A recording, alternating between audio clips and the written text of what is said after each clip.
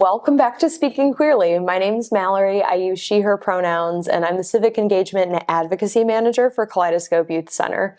And speaking of Kaleidoscope Youth Center, which of course we would, we're here on Speaking Queerly, am I right? Yeah. I had the honor through my time at KYC in the earliest days meeting Phynix, who is our guest here today. I remember you being one of the first people I met. Yeah. And that makes sense because you are somebody who is always around. Unfortunately, not as much anymore because recently you did age out from our programming. But I just remember you being one of the most welcoming people. You know, when you start somewhere new right off the bat, you are feeling kind of out of place, almost like an imposter because, everyone else has their cliques and their inside jokes and stuff. And I just remember you right off the bat feeling comfortable, almost joking with me in a way that I was like, okay, this is cool. I fit in, right? So Phynix is just that type of person. And I'm so excited to introduce you to the world here. But before we get into our conversation, why don't you go ahead and tell us, name, pronouns, and a little bit about yourself. Hi, I'm Phynix. I use he, him, and they, them pronouns. I almost did it check-in for KYC. We could. What Phynix is referencing now is if you haven't been to KYC, we go around the room, we say our name, pronouns, a highlight from your day, a low light from your day, and then we do a fun add-on question.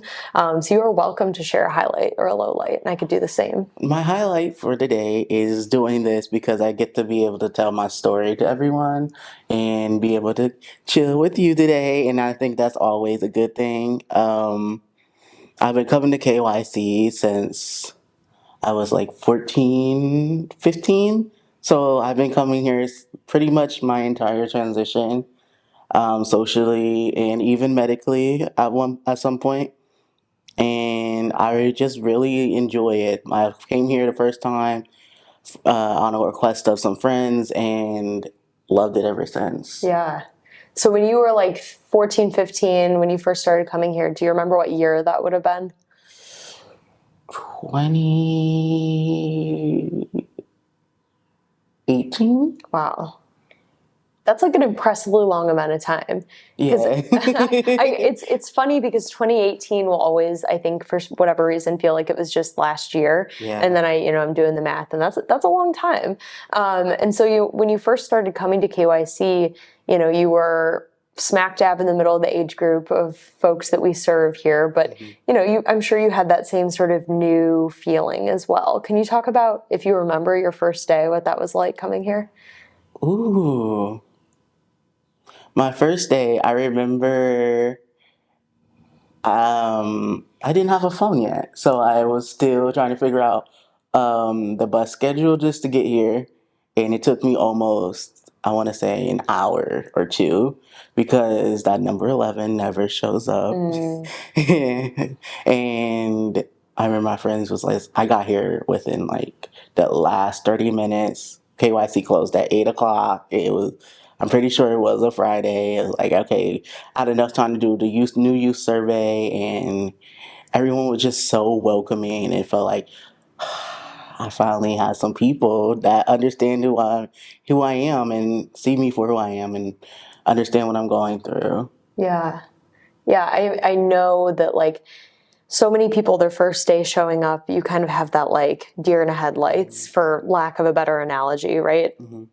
And you could see people's shells start to crack as they stay here, whether it's just for the last half hour or if it's for, the entire day of programming. And what were some of those things, you touched on it briefly, but what were some of those things that made you feel safe to come back? Was it the people? Was it, something that was said to you? I feel like it was the people, it was the staff, it was the youth, it was the environment. This is a very good environment to be in. And for me, growing up not really having that, it gave me the opportunity to be oh, this is what it's like to be around people that understand me. This is what it feels like to be around people who are within my own community, my own support system. Yeah. And so the more you started coming here, right? Because that's, you only recently turned 21 and aged out. Yeah. What evolution for you has happened in that time, like personally, right? Like obviously you talked about you started transitioning here and things like that, but like as far as confidence goes, or maybe like maturity, it might be a word, because you started off and you said you found people that you could kind of look up to and you realized like we have this shared identity. Mm-hmm. But do you remember a moment when that switch kind of flipped, those roles reversed, and suddenly you found yourself being a mentor for someone else? I feel like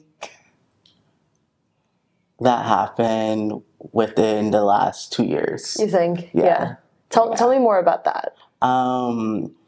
So KYC closed during COVID, and that was a really hard time for everyone. And I made it my mission that when we open, because I realized that I wouldn't have some of my friends by that time, I made it my mission to make sure that everyone who comes in here gets the KYC experience that I got. Everyone comes in here, feels welcome, staff, youth, volunteers, guests, it doesn't matter. Everyone comes here and feels a safe environment to learn and grow. I love that. And as a recipient of that, like generosity that you've extended, right? Like I can say that you made me feel welcome right off the bat. And I think that that's, a testament to who you are, because I know that not everybody has the best day of their life every single day, right? And so, everyone has their bad days or days when like something goes wrong, you miss the bus, like whatever it is, you're feeling grumpier. And even on those days, like I can tell when you're kind of like a little bit off, but you always make a point to check in on others and make sure that they're feeling welcomed. And, that's not a necessity that you have to do or that anyone has to do, right? But I just think that that's like super powerful that you make the point to do that. And it's cool to hear the story behind why you do that. And I really enjoy it because I get to see everyone's face change and get to see them grow and be like, hey, look at this cool thing I did. Look, I made this friend from KYC. I'm doing really good and I really appreciate it. You made me feel very welcomed and safe. You showed me the ropes. I didn't know nobody coming in here. And I feel like a lot of people, when they come into KYC for the first time, it feels like culture shock. Yeah. It's like, oh, wow, I didn't know this was an option. I didn't know this was an opportunity. I didn't know this was a space available for me. And that leads me to another thought. Now, this year, KYC is celebrating its 30th anniversary, which is wild. Like, I am often out in the community with a lot of my, facets of my job, and people often are responding to KYC, like especially if this is the first time they've heard about it, they respond in a way that makes me think that they think it's a new thing. Or maybe sometimes they flat out say like, oh, that's great. Like, is this new? And I have to tell them like, no, we've been around since 1994. And there's always a look of surprise, like, oh, wait, like, and they don't say it out loud, right? But the look on their face is like, oh, you mean people have been trans for longer than just like this year? Right. It's like, yep. And, I think it's really cool that you've been around so long in KYC's journey that you actually had the opportunity to be interviewed for a cool video that we have coming up celebrating KYC's 30th. Yes. And there was a day a few weeks back when, you were interviewed and a couple others who are either like part of KYC or have been a KYC youth in the past, they were interviewed, and I sat through all those recordings. And one of the questions that we asked was something along the lines of like, what do you want KYC's legacy to be, or what is KYC's legacy? Something to that effect. And you said something about how you wish, like you hope that KYC is just always around for people, right? And I have more to that, but if you want to expand on that thought first, because it ties into that culture shock, that shell shocked kind of feeling that you see people experience. So tell me more about that. My hope is that KYC continues to bring in young minds and like young perspectives, and my hope is that KYC continues to exist as it is. Continue creating the space, the space of belonging, the space of self exploration. Yep. Exploration, you know, the Yeah. No, it's true. Yeah. Yeah. I think, the way you were talking about that culture shock, it leads me into a thought that I had after you first shared that sentiment of like you wanting KYC to stay around forever. And it's that I kind of have the opposite feeling, right? And here, let me tease this one out. I think that KYC shouldn't exist. And that's like a really radical thing to say, right? Because obviously I love KYC and I love the work that we do and I love getting to be part of it. Mm-hmm. But really, wouldn't it be a much more, utopian kind of thing if there was no need for KYC? Like the world was just so welcoming that people felt free to be themselves in any space. They didn't just have to come to our physical location in Columbus, Ohio to let their guard down, right? Mm-hmm. We should get to a point where KYC doesn't have to exist, right? Mm-hmm. And I just thought of that again when you said that there's that shell shock feeling that people experience, the kind of like culture shock, because the world isn't like that, right? So when you leave KYC, there's probably some like a more guarded way that you go about the world. Would you say that that's true? I feel it's true. For me here, I get to be Phynix, and I get to be. This is where I give it back to my community, to the people who give to me. Have made my life a lot easier. Has given me resources. Have picked me up when I needed to be. Um, but outside of here, I don't really have that opportunity as much. Yeah. Um, and it can be hard, especially since as we said, I aged out a few weeks ago, and trying to find that space for me. I don't think I have yet to find a space that's as welcoming and nurturing as KYC as a young adult. Yeah. And it's hard because, like, you have this space where you can let your guard down, be yourself, whatever. And you think, oh, you age out. Okay, you must be this like self-actualized person, right? You're a quote unquote adult by KYC standards, if you will. And while in many ways that's true, right? You've certainly have grown and all that. But, I think it's important to reflect on how, we have this lack of third spaces for folks, especially folks in their early 20s, especially, I mean, any adult, right? Mm-hmm. But queer and trans folks especially, just because not every space, unfortunately, is welcoming. Mm-hmm. So I want to talk more about some of those spaces in particular at KYC. We have our affinity groups that happen throughout the week and throughout the month. So when you come to KYC, the first hour and a half is just drop-in programming. So no matter who you are, how you identify, as long as you're between the ages of 12 and 20, you can come in, have a snack, sit down, be in community with one another.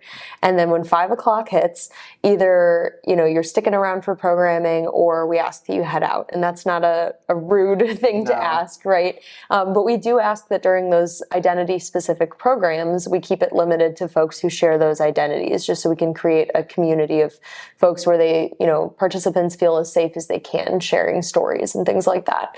And I know that you've been around to be quite a regular at some of these programs, and I want you to tell me a little bit about the ones that you would frequently attend and, just set the scene for me. Well, when I first got here, the only programming that I knew about was Genderscope. Okay. I don't think we had QPOC just yet.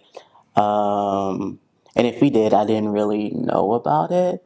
So what is Genderscope? Genderscope is an affinity group, space for gender diverse people and people who are trans to come and talk about their experience and educate themselves. And I really enjoyed that space, especially when I first came out as trans and not really knowing what trans is, but being able to be like, yeah, this is my experience, and let me educate myself a little bit more and be able to also get resources. Mm-hmm.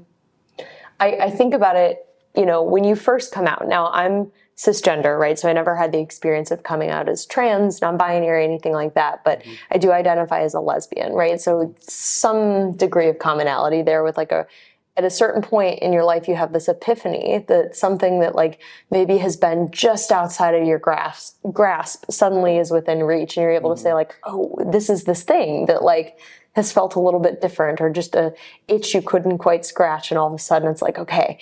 And I liken it to, you know, you get a new, we'll use the iPhone as the example, right? Because there's the new iPhone, and I know that that's, you know, contentious for a variety of reasons, but just bear with me for this analogy. You get the new iPhone, and that is all you can think about, right? It's a new toy that you have in your hands, and everybody you talk to, everybody who you know, who crosses paths with you, you're like, yeah, look at this new extra zoom, you know, whatever it is. And so that's, you know, the same thing when you're realizing a facet of your identity, that you just want to talk about that. You want that, that's at the forefront of your mind, right? And so having a space like GenderScope, I imagine gave you that space to just like, hey, we're all here with this common experience. Let's all experience it together and talk about it, right? Yes. So what are some of these topics? Like, what are some of the moments that kind of gave you that like, experience at GenderScope? Understanding that I wasn't alone.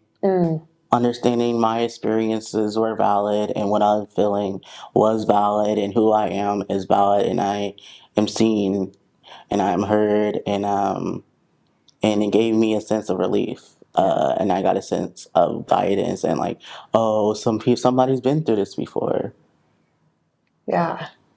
And like having not just like other youth in the space, but staff members, like Yes. adults who have been through this too. Yeah. Tell me about that.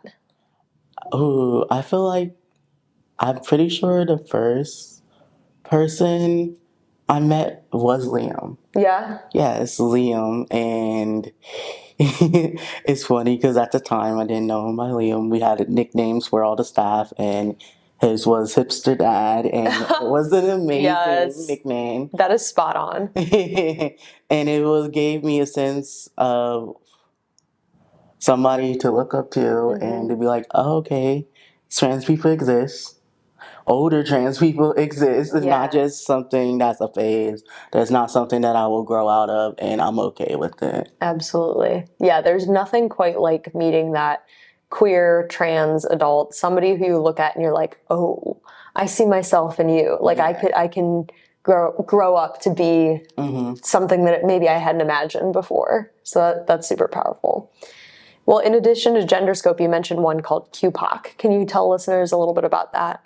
QPOC, if you don't know what QPOC stands for, it stands for queer person of color, and that's an affinity group close for just people of color and queer people of color specifically, to be able to come and talk about their experiences of intersectionality with being queer and Black or a person of color. Awesome. And tell me why it's important, and I'm asking this not as like, gee, I can't fathom it, right? But like, tell me why it is important to have a space that not only see, now I'm getting all tongue-tied, that not only honors your queer identity, but also your Black identity as well. Like, why is it important for those two things to come together? Well, in my experience, it's hard to have both of those identity coexist and be able to stand up and say, oh, I am Black, but oh yeah, I'm also queer. Gives me the space, a sense of saying, I am come whole. I come as one person. Yeah. Full circle. That is epic. And super cool, because like when we talk about third spaces, like a space where you can let your guard down, things like that, like we already lack those enough as is. But to have a third space where you're able to like talk about those different identities and be in community with others who share those identities and get to like unpack what that means for you as a person in the world too. Like, think of all the like learning opportunities you've gotten to have, that like people just, you know, go into their local, I don't know, community center or whatever. Like, they're not getting to have that. Not to knock the community centers. We love that. We love a third space. But like, so tell me about some of the things that you may have learned, right? So maybe that's something you read, or a movie that you watched, or a discussion that you had that really has stuck with you. And it could be in GenderScope or in QPOC. I can answer both, actually. Bring it. For GenderScope, it was learning that trans people have always been here and have paved the way for us to exist in this space. And then for QPOC, it was learning not only just how trans people pave the way, but people of color and have paved the way for us to exist. Yeah. And we have fought for our freedom, and we have always been here, and our voices will be heard. Yeah. So that really leads me to a question, right? And then we're getting deep here. Are you ready? Yeah. Yeah. All right. So you when you talk about like we've always been here, and Black people and trans people, like they have paved the way, right? Mm-hmm. In some way, like you're using like a we, like you're talking about yourself as part of this community, but also kind of like they paved the way for me to be here, that kind of thing, right? Do you see yourself as being part of history in any way? Yeah, I do actually. Tell me more. Because I have come to KYC, I have got the experience, I have had the opportunity of bringing younger folks here after that will be here, continue to come here after me, hopefully, and be able to give them a sense of relief and a sense of community and a safe space to be, whether they're Black, whether they're a person of color, whether they're disabled, whether they're queer, questioning, not sure, struggling mentally or whatever. And I feel like I have created that space for them and feel like I have got the chance to be a part of something amazing. Yeah. That reminded me this year, and this seems like forever ago that this happened, right? But earlier this year during Columbus Pride, Yes. we walked and, rode on a float, and we were together as like a KYC float during the Columbus Pride Parade. And we had this banner, and I needed a couple folks to carry the banner, right? Just so when we made our way through the parade, the people watching would know right away, who is this float? And before the question even left my lips, I mean, you were volunteering and being like, no, I want to be at the front of that. And I think that, everyone is allowed to experience pride in their own ways, whether that's day to day or when June rolls around. Like, everyone is allowed to show up as much or as little as they want, as loudly or as quietly, and it's all valid, and it doesn't take away from your identity or from your experience, right?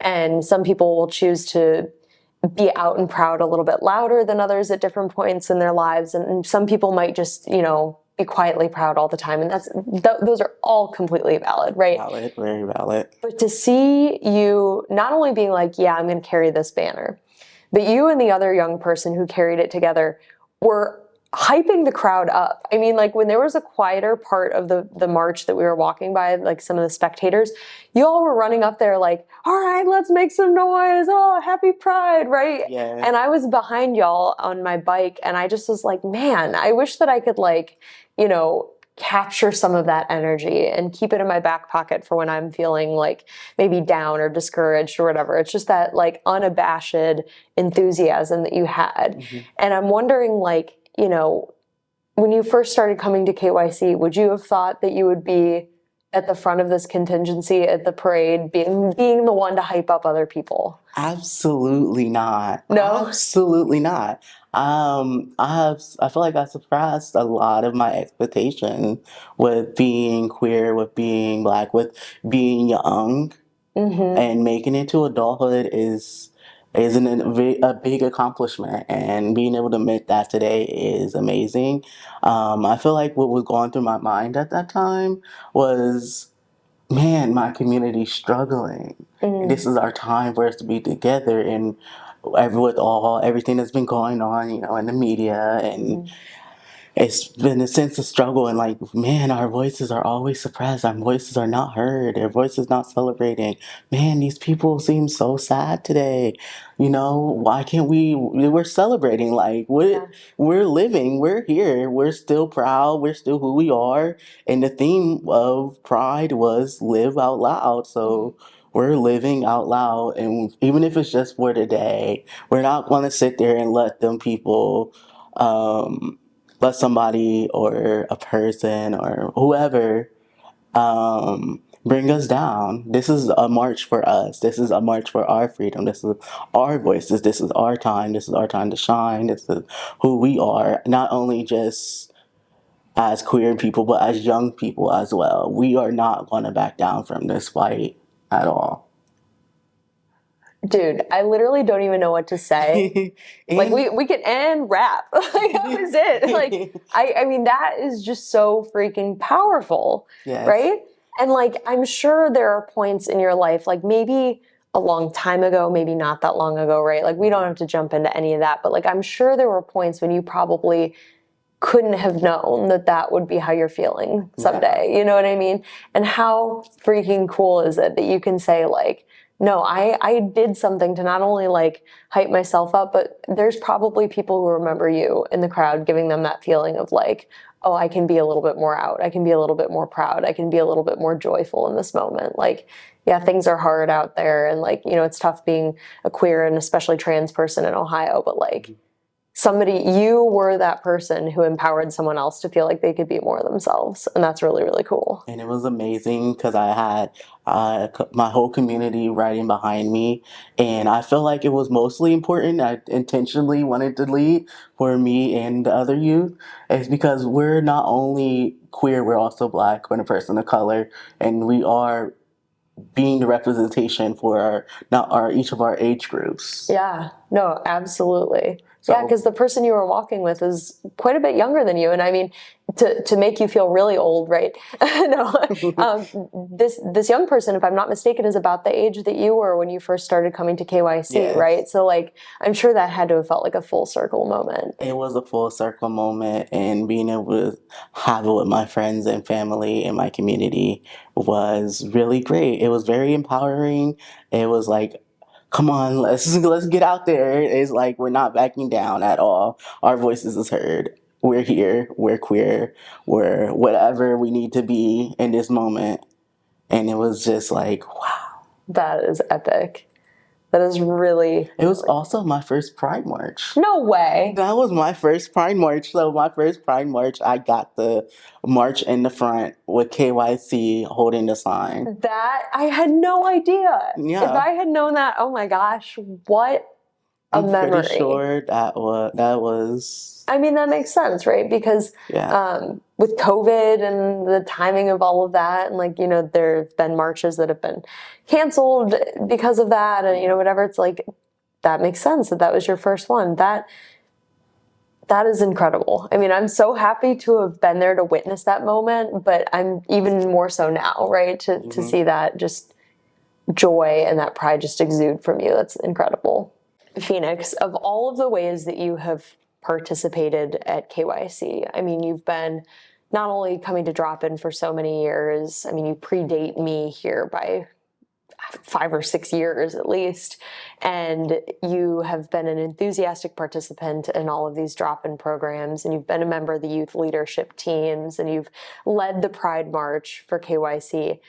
Why did you say yes to being on this podcast? Like, why, when opportunities come your way like this, like, why were you like, yes, sign me up? And not only that, but you came to me and were like, how can I be on this, right? What inspired that? Well, when I heard the podcast, I was like, oh, I don't think there's going to be much about it. But then I started listening to it, and I was like, this is really good. This is good information. And I was listening to it more and more, and I was like, nah, there is missing something. And I felt like it was missing that sense of youth. Yeah. That sense of youth voices being heard, of us standing up for ourselves. Mm-hmm. It was a sense of, oh, this is what's happening from KYC staff and other other guests on the podcast, and I was like, wouldn't it be cool if the podcast for KYC actually had some of the youth on here? Right. And we've been able to feature a couple, but you're right. We're so lacking in that voice, which is, it's a call-in, right? You're calling me in and being like, no, that is... it's not representative of the youth voice that we need. And I appreciate you doing that. And I appreciate you just so enthusiastically being like, no, I'm the one that could be that representation for folks. Like, that's pretty cool.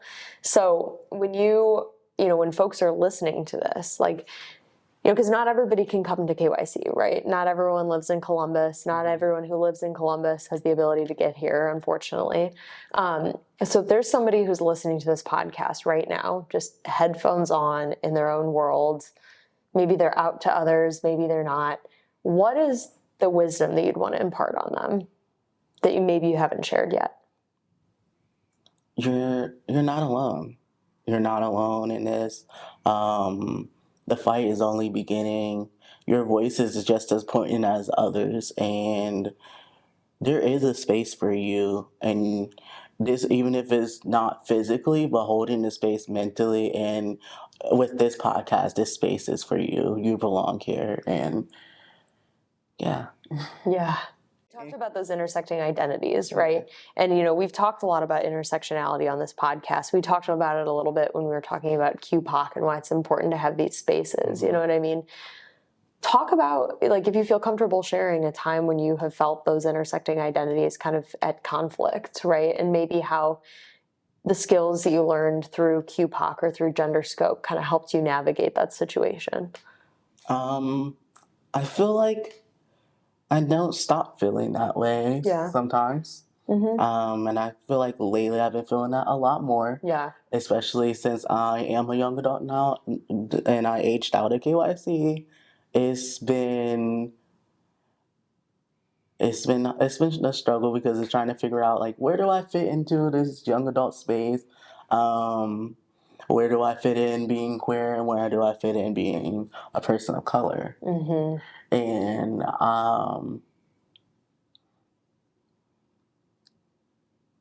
how can I create space for other people within that? And yeah.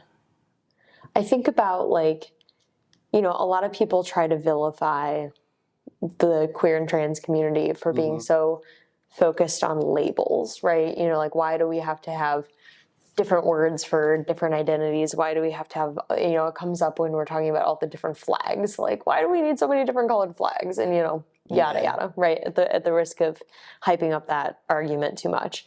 But kind of what I'm hearing you describe, and you can, correct me if I'm wrong, is like, it's helpful to have those identities, and when you're here, you're able to embody those identities a little bit more, and, like, there's conversation about those identities, and it is empowering, it seems, to be able to, hold space for all of those facets of your existence, right? And it feels like when you're out and about, like, that's not necessarily the case, right? No. And what are some ways that I know you haven't aged out for that long, but you've been a person on this earth for 21 years, right? 20, so, like, yeah. you definitely have experienced it longer than just the past couple months. Like, when you go into a space, or when you enter, a hangout with a group of friends, or, you're meeting someone new, maybe you're entering a classroom for the first time, like, what are ways that you try to hold space for yourself, even if it's not being explicitly asked of you? I made sure it's known what name I want to go by. I made sure my pronouns are known, and just being able to advocate and say, this is what I need and this is who I am, is more than enough for me. And because when you go into spaces like that, it's not guaranteed that you're accepted right away. And especially for me, when I go into a space, the first thing they see is they see me as Black, and then they see me as queer. They don't usually know, like, I'm some kind of trans. They don't know which way. And they also see me as a youth. So having those three intersect daily is a struggle, a bit to juggle at sometimes, but it's also gives me a sense of opportunity to learn and grow within those spaces. Yeah. And I'm okay walking into a space and being the only one like that, and being the one to say, hey, this is what needs to happen. Right.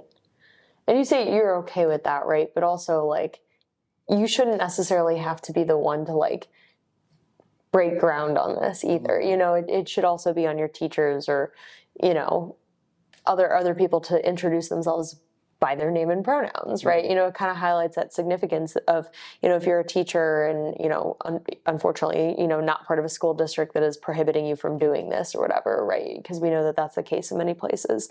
Or like an employer or something, like sit down for an interview, hi, my name is Mallory. I use she, her pronouns, right? Like it just opens up that door a little bit of being like, oh, okay, I can do that too, right?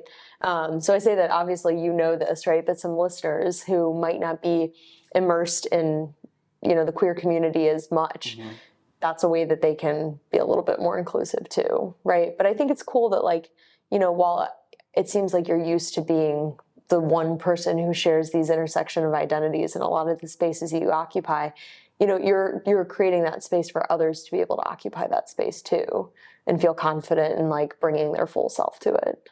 And when I do that, I notice it gives a sense of relief, not for everyone, but it also has helped me build friendships and more meaningful connections and more meaningful people that come into not only into my life, but be able for me to be like, hey, I might not be able to help you with this, but here's a resource for you, and being able to create connections. Yeah, absolutely.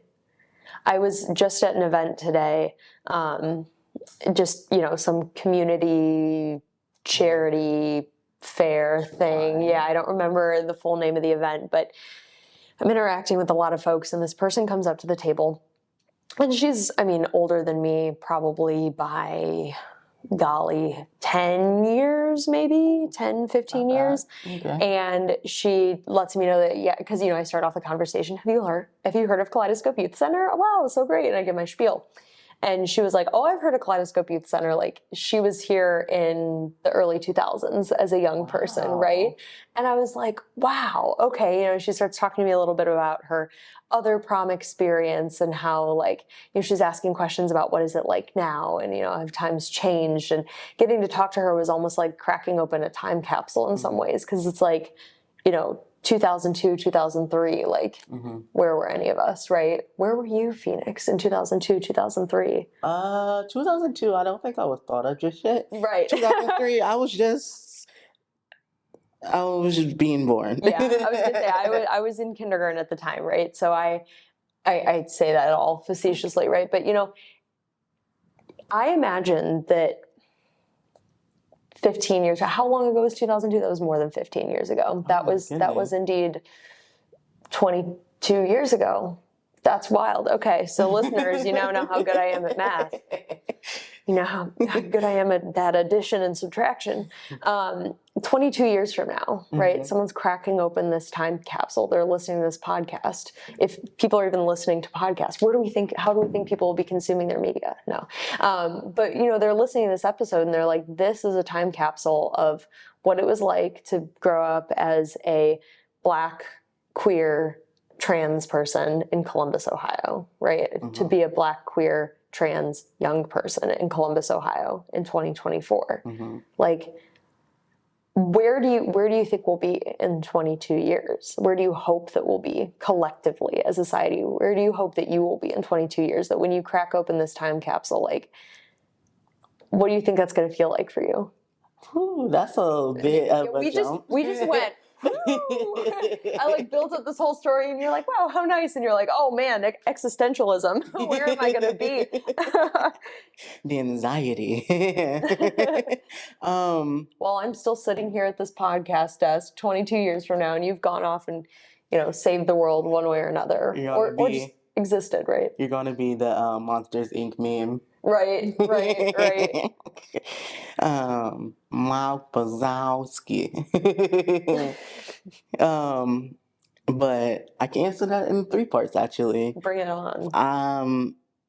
My hope for KYC is still existing, whether it's in person, whether it's international thing and from state to state thing, and still inspiring, still validating, still existing, still being just as it is, maybe hopefully more, because they all have grown. I didn't watch Doug grown from just one building to two. Yeah, you did. And not only just programming and drop-in, but to programming, drop-in resources, wellness center, and more. For as society, um,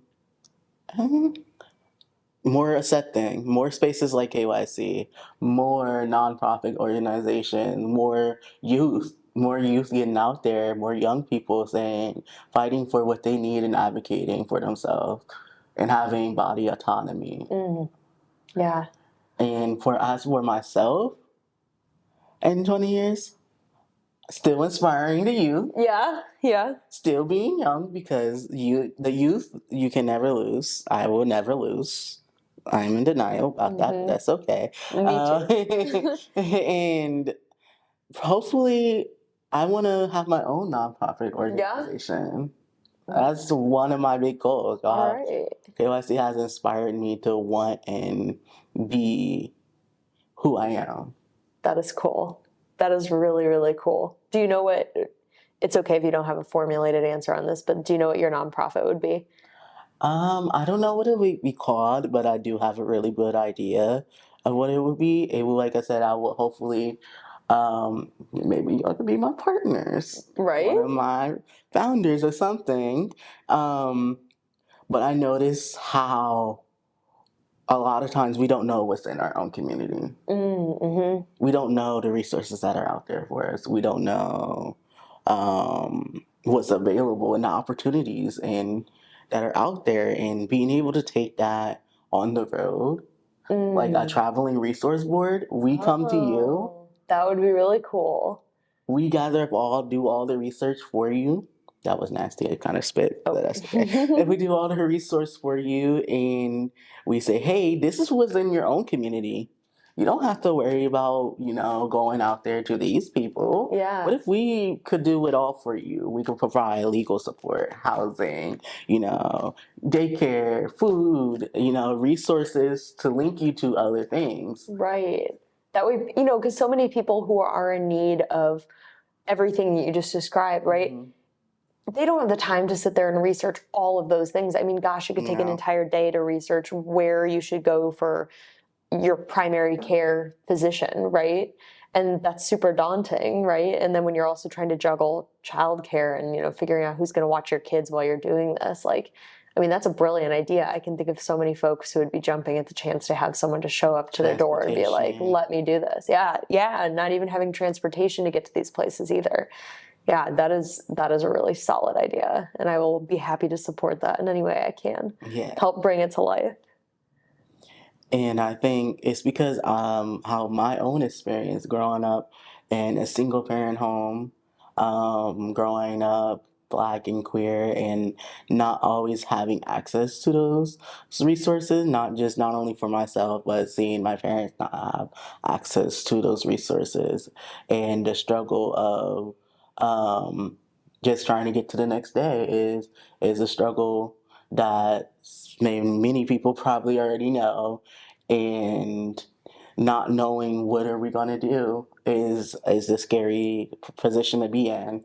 And if I could ease that sense of I don't know what to do and the worry, then it would be a lot easier to be able to move forward into a better space.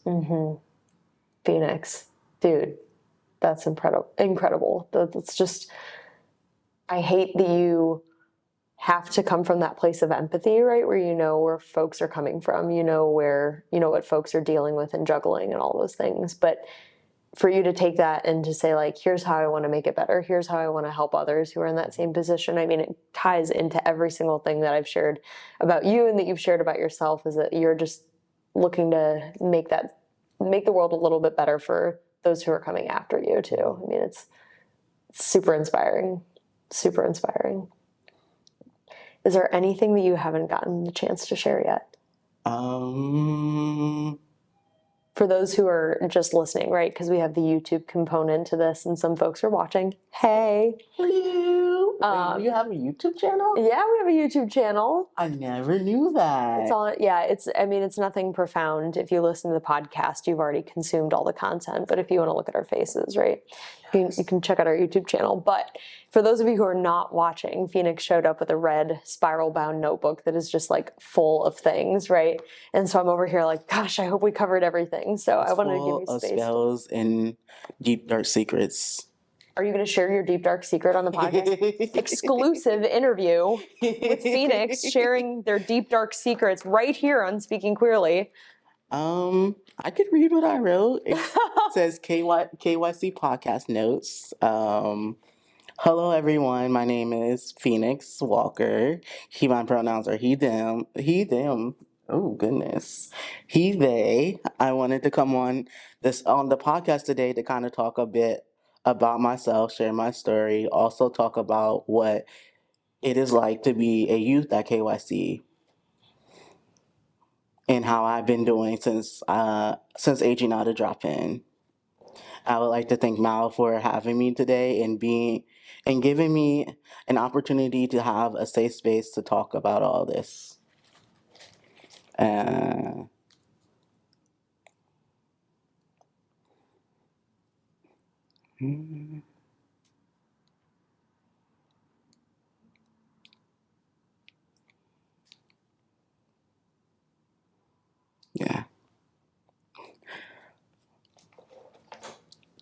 You covered it? Well, Phynix. Question. Yeah. Am I allowed to talk about it? Talk about what? Supportive co-housing? Yeah. Okay, then yay! Yeah. Okay. I am in KYC supportive co-housing. I have been there since March of 2023.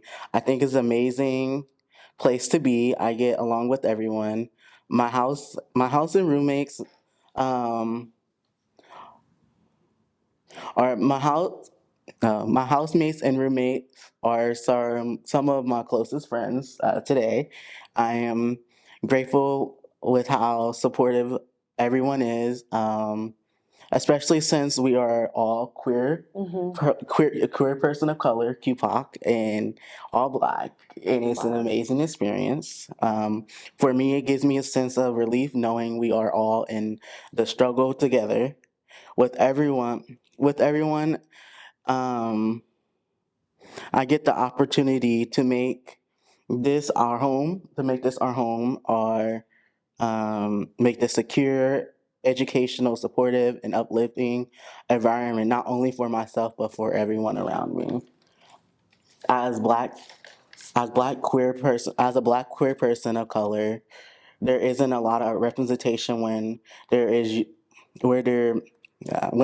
usually it is more likely to be suppressed in the media. So it does not reach other QPOC or people like us. Yeah. I feel it is important to realize the power in my own voice. I realize that people my age don't understand the depths of walking in our own truth. Oh, wow. And the importance of it is to be able to exist. Yeah.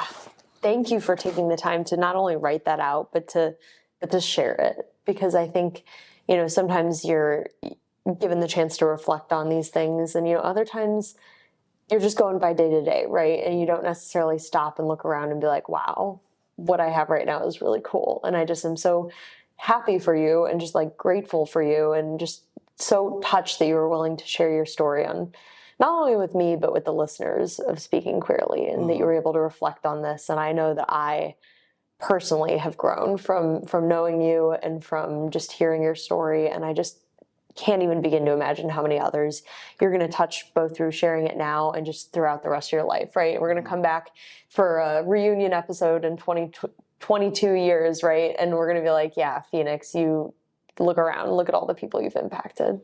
Yeah. And I hope whoever's listening feels empowered to be able to find their own community, to be able to hold a space not only for themselves, but for others around them, and have empathy, have compassion, have faith and believe that there is something better, and believe that you do belong, and believe that you are important, and believe that you will be heard, and believe um, and in others, and uplift others, and just continue to grow. It's not going to be linear. It's not going to be straightforward. It's not going to be easy, but in the end, it will all be worth it. Well, Phynix, I can't think of a better way at all to wrap up this episode than with those just brilliant words. So thank you for not only being a guest, but for, demanding that I have you on this episode. And You have to let me on. That's basically what it was like. Yeah, I was like, okay, fine, we could. No, just kidding. No, but that's self-advocacy. I mean, that speaks volumes. And Phynix, I'm grateful to have gotten to share this space with you today. Yes. And if you forgot, my name is Phynix. I use he, him, and they, them pronouns. And have a wonderful evening. Brilliant. Thanks, pal.